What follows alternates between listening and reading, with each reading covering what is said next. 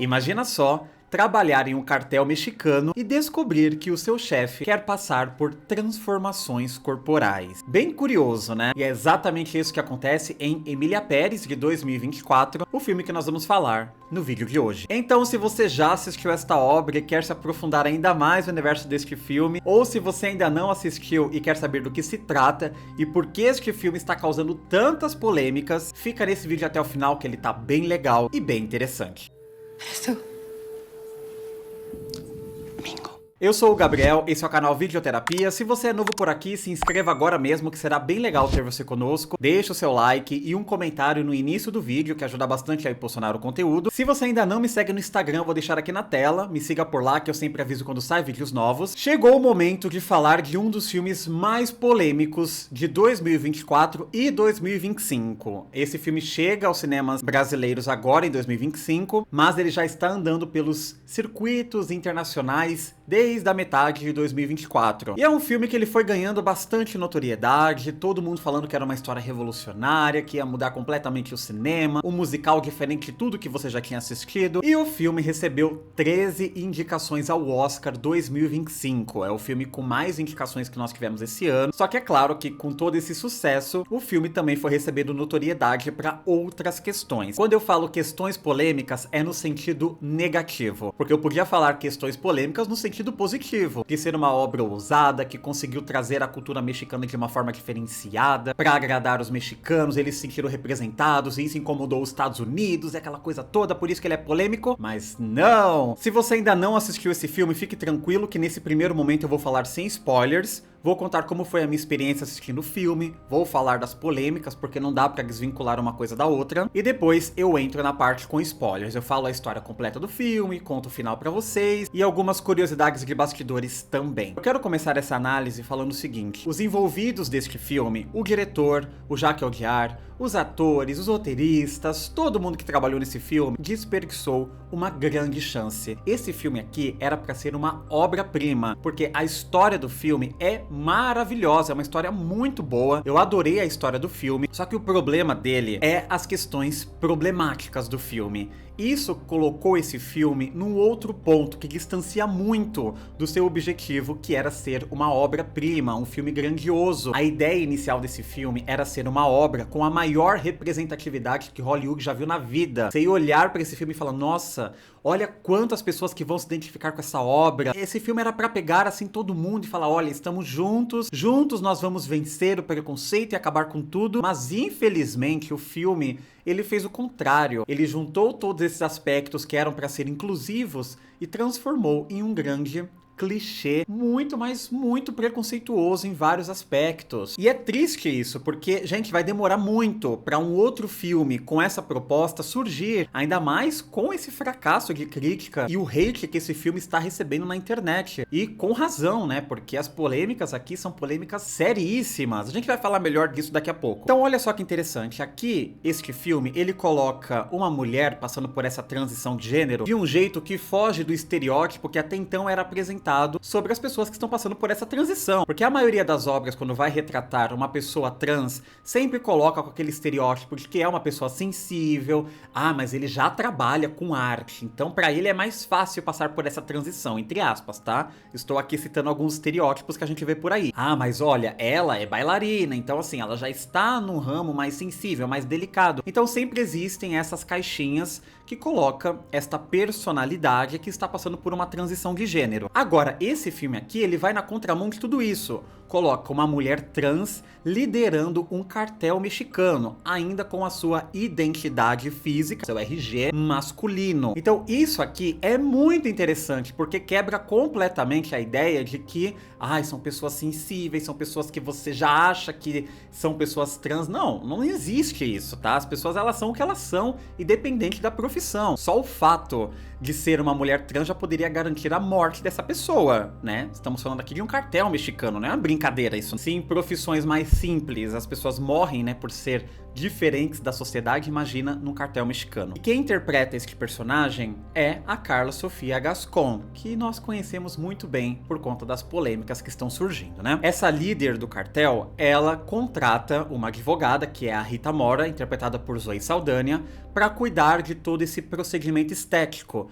já que ela não pode ser vista, ela é líder de um cartel, isso não vai pegar nem um pouco bem para sua imagem, fora que é perigoso para os planos que ela está ali organizando, né, para conseguir assumir essa nova identidade. E depois que ela vai conquistando o seu espaço como mulher, depois dessa transição, ela tenta se redimir daquela vida que ela levava antes de toda essa transição. Então, olha só a história desse filme, como é uma história muito boa. Isso daqui dava para ser uma coisa interessantíssima. Quando eu vi a história desse filme, eu falei, gente, isso daqui é muita cara do Almodóvar. Então é o que eu falo, esse filme ele tinha a faca e o queijo na mão para ser um grande sucesso de crítica, sucesso comercial, que todos os públicos fossem amar esse filme, mas o que ele fez? Quebrou o cabinho da faca e ainda derrubou o queijo no chão, na lama. Tinha uma lama ali perto da mesinha onde foi cortar o queijo, caiu o queijo na lama, quebrou a faca, acabou com tudo. Foi isso que rolou com Emília Pérez. Uma grande oportunidade de ser assim um filme histórico, que ia abrir portas para grandes produções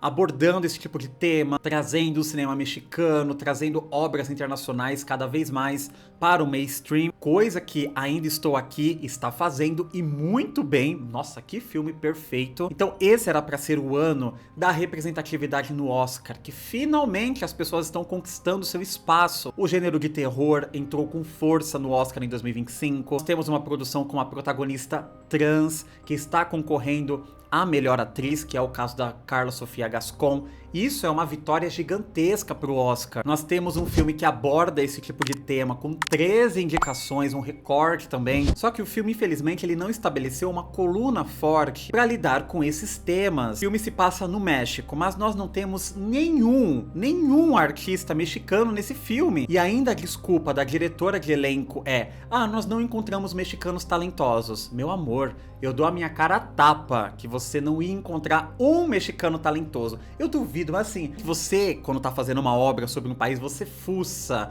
até na deep web daquele país pra você encontrar a representatividade que aquele país precisa pra esse filme. Você está pegando emprestado um país pra contar a sua história. Não é que você, o filme se passa em algum período no México, então depois a boa parte dele passa na França. Mas aqui o filme é focado no México. Os personagens, eles falam do México o tempo inteiro, eles têm orgulhos de serem mexicanos, e assim, nenhum deles são mexicanos. E ainda vem a diretora de elenco e fala: nós não encontramos mexicanos talentosos. Gente, então quer dizer que no México não tem teatro, no México não tem musical, no México não tem cinema, não tem nada no México. As pessoas vivem fazendo o quê? Não tem arte no México, não tem novela mexicana, não tem nada pra você pegar um artista. Inclusive, as novelas mexicanas são muito famosas no mundo inteiro. Como que você fala que não existe pessoas talentosas nisso, gente? E ainda vem o diretor, o Jacques Audier, e fala que ele não estudou a cultura mexicana pra fazer este filme. É uma bola de erros que eu não sei nem qual a palavra certa de usar, mas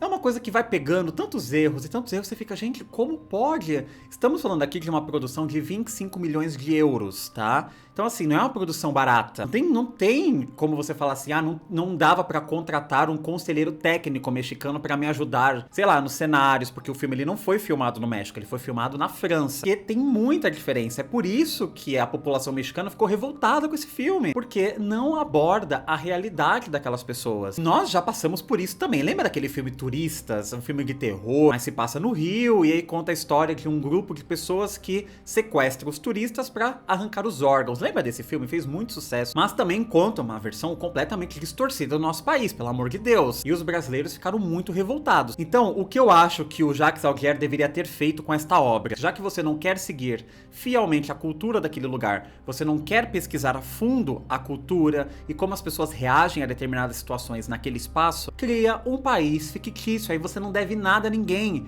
Você tem liberdade criativa para tratar o sotaque do jeito que você quiser, você tem liberdade criativa para falar sobre a religião daquele país. Isso pode ser feito, você pode muito bem criar um país fictício, tem várias obras que fazem isso. Tem um filme que eu gosto muito chamado Infinite Pool, que inclusive tem a Mia Goth no elenco, é dirigido por Brandon Cronenberg, o filho do David Cronenberg. É um filme que você percebe similaridade com alguns países que são mais extremistas, né, uns países bem perigosos, mas ele criou o seu próprio país. Então, ele não tem uma fidelidade com um país específico e isso dá uma liberdade criativa muito grande para os envolvidos. Então, se esse filme ele tinha grandes chances de vencer ao Oscar, por exemplo, de melhor filme estrangeiro ou até mesmo de melhor filme, depois de todas essas revelações, todos esses exposeds, não só da produção do filme, como também situações envolvendo a protagonista, a Carla Sofia Gascon, que foi resgatado tweets antigos dela, várias coisas bem polêmicas dela falando mal de outras pessoas, incluindo uma pessoa do elenco do filme, que é a Selena Gomez. Então assim,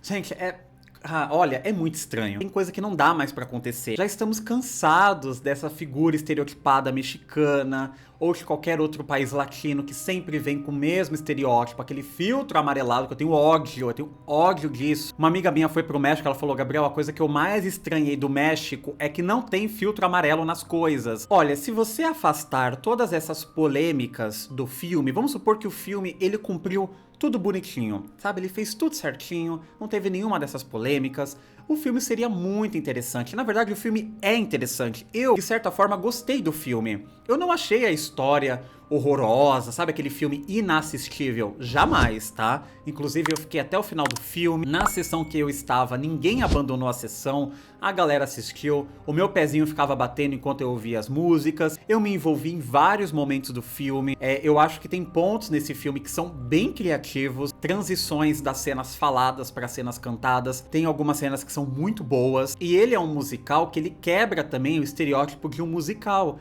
Porque as letras aqui são letras do cotidiano daqueles personagens. Não são letras com grande impacto, né? Aquelas letras com frases super bem elaboradas. Não, aqui nós temos coisas do cotidiano, assim, frases normais que você fala: nossa, como é possível isso virar uma música? Eu achei os números bem coreografados em alguns momentos. Eu gostei demais da atuação da Zoe Saldanha. Você percebe que essa mulher agarrou esse filme como uma grande oportunidade. Ela se entregou demais a este projeto. Pra mim, tá? Na minha opinião, ela é o grande destaque do filme. Mais ainda do que a protagonista, a Emília Pérez, que é a personagem da Carla Sofia Gascon. A Zoe Saldanha, ela entrega uma carga dramática muito boa e ela tem uma ótima voz pra cantar. E isso é um contraponto com a protagonista. Eu não gostei muito da voz da Carla Sofia Gascon não, viu? Como uma atriz dramática, eu acho que ela entrega o que precisa ser entregue pro filme, tá tudo certo. E por falar em cantar, nós temos no elenco uma artista que, de certa forma, fez a sua fama através da música, que é a Selena Gomez. Eu acho que ela também deixou a desejar em vários momentos. Eu não gostei muito do que ela fez com a voz dela. E a Zoe Saldanha, que não é cantora, querida, eu sou cantora, a Zoe Saldanha não é cantora, ela entregou boas notas musicais, cantou super bem, super afinada. Eu gostei muito da voz dela. Eu gostei da Zoe Saldanha, eu gosto da Zoe Saldanha. E eu acho que ela é uma forte candidata para a categoria que ela está concorrendo, que é de melhor atriz coadjuvante. Ela realmente é uma ótima atriz coadjuvante a esse filme, e em vários momentos ela brilha bem mais do que a própria Emília Pérez. E os números musicais, que também é uma outra polêmica do filme, olha, gente, não me incomodou. Não me incomodou mesmo. As letras são diferentes, né? Você fala, tá, tem aquela coisa do penis or vagina. Que letra é essa aí? Mas assim, gente, pro filme, pra proposta do filme, pra mim tava dentro do combinado. Claro que se você pegar essa música do penis or vagina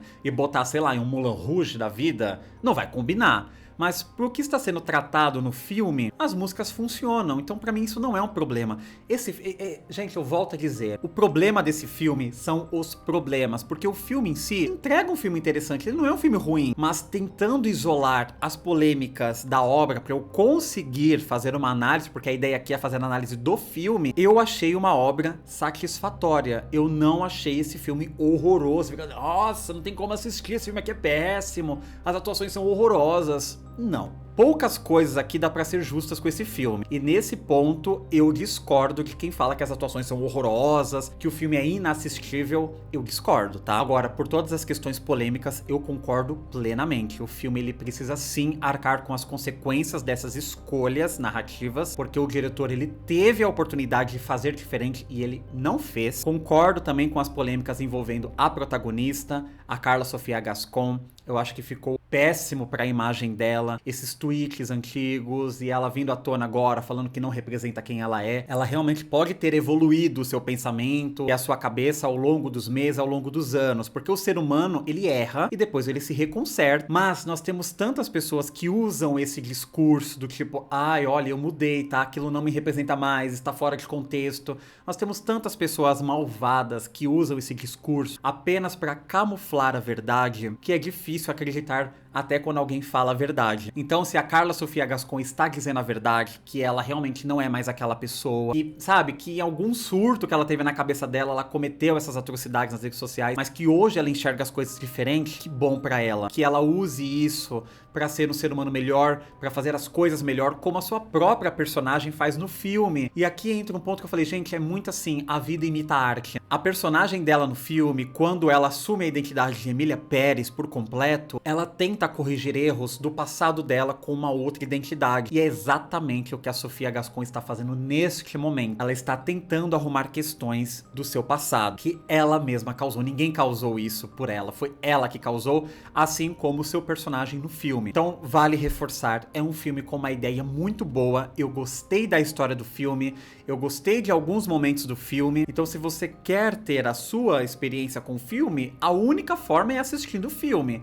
Então sim, eu recomendo que você assista para tirar a sua própria conclusão sobre a obra, porque as polêmicas, elas estão aí, todos já sabem e todos já vão assistir o filme sabendo das polêmicas. Vale agora você ter a experiência de assistir realmente a obra. E se você já teve essa experiência ou quer ter essa experiência, coloca aqui nos comentários que eu tô bem curioso para saber a opinião de vocês. E agora que eu falei a minha opinião sem avançar com spoilers para dentro da trama, vou entrar agora na parte com spoilers. Vou contar a história do filme. Se você não quer ver o filme, né, por conta de tudo isso que aconteceu, pelo menos entenda a história do filme para você ver que a história realmente do filme é boa. Então, a partir deste ponto, eu vou falar com spoilers, beleza? Mas antes, eu quero pedir para você se inscrever no canal se ainda não for um inscrito, deixa o seu like, compartilhe o vídeo com um amiguinho que já assistiu essa obra ou que tem curiosidade para saber a história e não quer assistir, manda esse vídeo pro seu amigo. No início desse filme, nós conhecemos a Rita Mora, que é a personagem da Zoe Saldana. Ela é uma advogada que ela não está feliz com o seu trabalho, até que ela recebe uma proposta de trabalho muito interessante. Ela recebe uma ligação de um cara misterioso querendo contratá-la para um serviço muito, mas muito privado. E aí ela é levada para um local, eles botam um saco na cabeça dela e leva a Rita para um local que ela não sabe o endereço. Quando ela chega, ela está dentro de uma van em movimento e ela está conversando com o chefe de um cartel mexicano, Manitas, que é o líder deste cartel, uma pessoa muito perigosa. E aqui só um detalhe, eu ainda estou falando no masculino, porque até então Manitas e a Rita e aquelas pessoas envolvidas tratam ele ainda no masculino, tá? Manitas então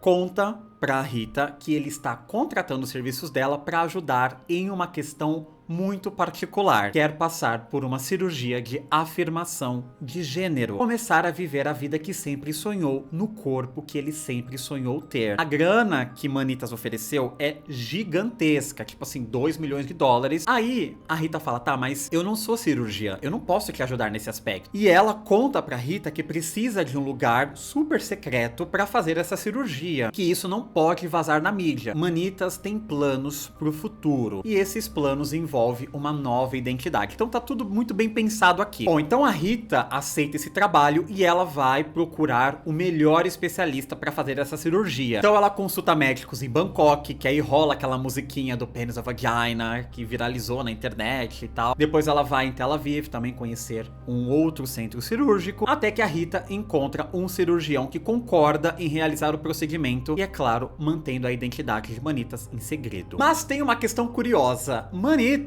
é casada com uma mulher, com a Jessie, a personagem da Selena Gomez, e ela tem 2 filhos com a Jessie. Então você fala, nossa, mas e agora? O que vai acontecer? Bom, aqui entra o plano secreto. Ela contratou a Rita também para fazer todo um procedimento sujo com relação a identidades falsas. Então, a Jessie e os seus filhos ganharam novas identidades para conseguir sair do México e eles vão morar na Suíça. Mas, na verdade, ela já estava planejando a sua morte. E é aqui que nasce Emília Pérez. A Jessie fica sabendo da morte do seu marido, né? Deixou muita, mas muita grana pra Jess, então ela não precisa se preocupar com nada, ela vai viver muito bem na Suíça. Bom, agora o filme ele tem um salto temporal de 4 anos. Aí nós vemos a Rita em um jantar super glamuroso com várias pessoas. Agora ela é milionária e aqui ela tem um reencontro bem inusitado. Ela reencontra Emília Pérez. E essa cena, gente, é sério, é muito boa. É óbvio, não foi por acaso. Como a própria música que elas estão cantando diz, não é por acaso. Emília, na verdade, se encontrou com Rita para ela ajudá-la a recuperar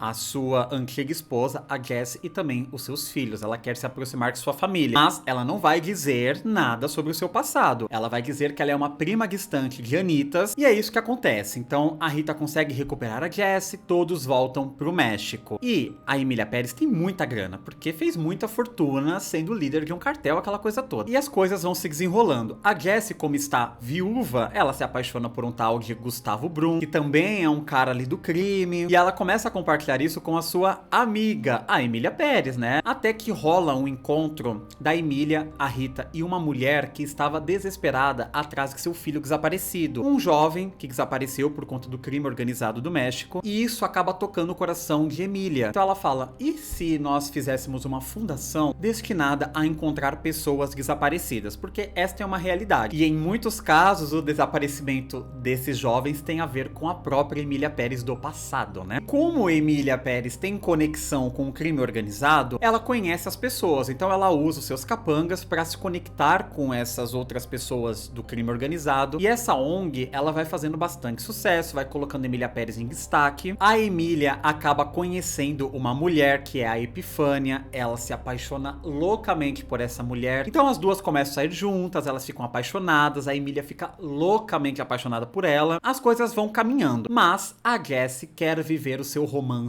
também. Então ela aceita se casar com o Gustavo. Mas ao se casar com o Gustavo, o que vai acontecer? Ela vai embora da casa de Emília com as crianças, porque ela vai viver a sua vida agora com seu marido. E é claro que a Emília não quer isso. Tanto que ela vai pra cima da Jess e fala, você não vai sair daqui com os meus filhos, eles são meus. Aí ela, você tá louca? Que seus filhos o quê? Você é uma velha louca, não, você não sabe nada, eu quero viver a minha vida. E durante a madruga, a Jess pega as crianças e vaza. E assim, gente, a Jess, por mais que ela esteja errada, ela também está certa, ela quer viver a vida dela. O marido dela morreu, ela tem total direito de se casar de novo e estar com os filhos dela. Os filhos são dela, não são da Emília, de certa forma. Muito louco isso, né? Por isso que eu falei que parece uma história do Almodóvar. Quando a Emília descobre que a Jessie desapareceu com as crianças, ela fica louca, assim, louca, louca, louca, Shakira mesmo. E ela congela todos os bens da Jessie, porque a Emília ainda tem o controle disso, né? E a Jessie fica louca também com isso, porque tipo assim, como você tirou meu dinheiro? Você acha que você é quem? A turminha do Gustavo sequestra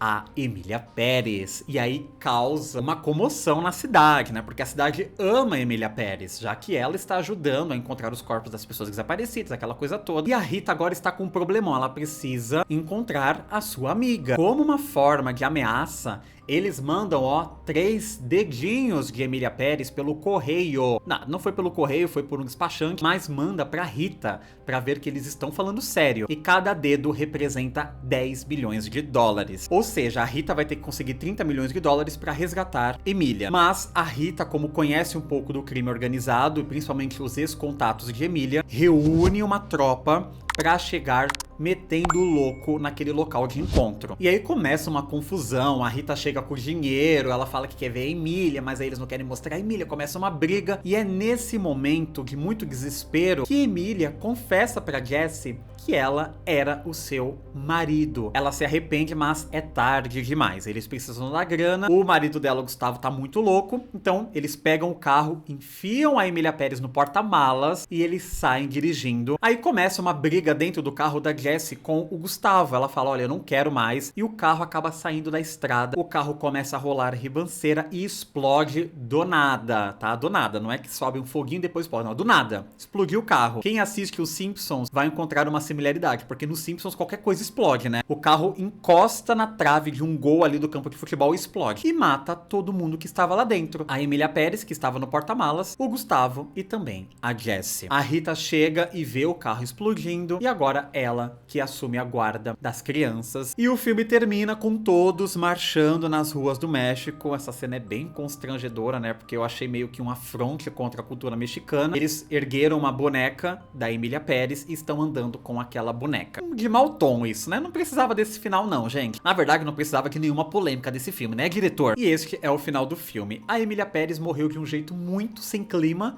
Gente, ela é a personagem que dá título pro filme. Uma mulher que se tornou importante e ela teve uma morte que você nem viu acontecer, tá? Mas nós vamos descobrir o que aconteceu com Emília Pérez em Emília Pérez 2. O inimigo agora é outro, que se passa em São Paulo. Pois é, o filme vai se passar em São Paulo. Brincadeira, não vai ter Emília Pérez 2 coisa alguma. A produção desse filme começou em janeiro de 2022. A Telerama lançou um programa de 5 episódios cobrindo em detalhes o processo de pré-produção de Jacques Audiard. Emília Pérez marca o primeiro filme que esse diretor escreve sozinho e o co-roteirista de suas obras anteriores, o Thomas Bidegain, atua como colaborador criativo para este filme. Clément Ducaux compôs a trilha sonora original, enquanto a cantora francesa Camille compuseram as canções originais desta obra. Camille escreveu as letras das canções em espanhol com a ajuda de um tradutor mexicano e se apresentou na demo do filme. E a produção do filme deveria começar em outono de 2022, porém ela foi adiada há 6 meses devido a vários conflitos de agenda com os membros do elenco. Zoe Saldanha e Selena Gomez estavam com outros projetos, a única que estava disponível era a protagonista, a Sofia. O filme, ele foi originalmente programado para acontecer no México, então o filme seria filmado no México, teria consultores técnicos mexicanos para ajudar em todo o processo, nas locações e tal. A produção ela foi transferida para um estúdio chamado Les Studios,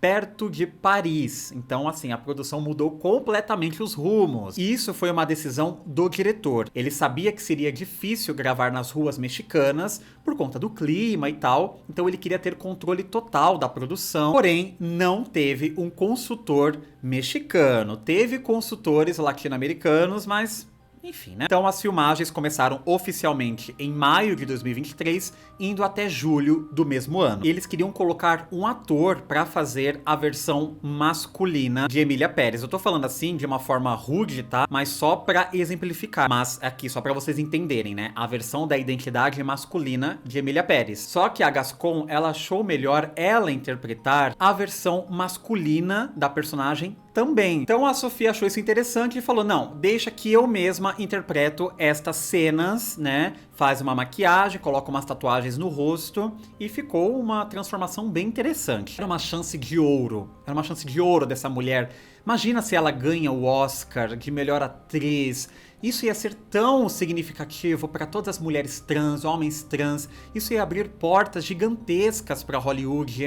E isso era uma coisa muito interessante. Mas, enfim, deu tudo errado, cara. Deu tudo errado. O filme foi finalizado, foi editado, teve algumas exibições testes e aqui eles cometeram um erro gravíssimo. Eles não fizeram exibições testes no México, eles deveriam ter feito isso, porque aí o filme ia evitar várias questões. E aí ele entrou para competir pela Palma de Ouro no Festival de Cannes, foi muito bem recebido, as pessoas adoraram o filme. Pouco depois de sua estreia, a Netflix derrotou vários estúdios e estava em negociações para adquirir os direitos de distribuição do filme para América do Norte e Reino Unido por 12 milhões de dólares. Foi uma das maiores negociações da Netflix até então. Agora faltava uma coisa, o lançamento desse filme no México, né? E isso aconteceu em outubro de 2024. Emília Pérez foi amplamente criticado no México, né? O público mexicano, ele ficou ressentido pela falta de sensibilidade e contexto para os acontecimentos retratados no filme. E em defesa, o idiota do diretor ainda fala que ele não teve tempo para pesquisar sobre o México. Ai, desculpa, gente.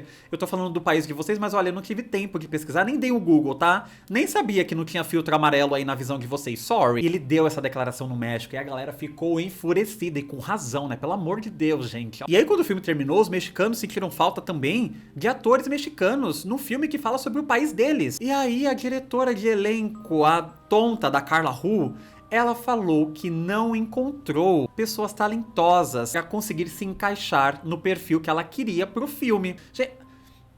Enfim. Eles também criticaram o espanhol da Selena Gomez, disseram que estava bem forçado. E a galera ficou tão revoltada com esse filme que eles criaram uma paródia. Pois é, existe uma paródia de Emilia Pérez, que é um curta-metragem chamado Johannes Creblu, ambientado na França e apresentando sotaques franceses extremamente estereotipados, mas estrelado por mexicanos e filmado no México. O curta foi lançado por Camila Aurora, uma criadora de conteúdo trans mexicana. E na história da paródia, nós acompanhamos uma mulher trans e herdeira da maior empresa de baguettes da França. Sim, essa é a história do curta. Enquanto ela se apaixona por Agutku Ratatouille.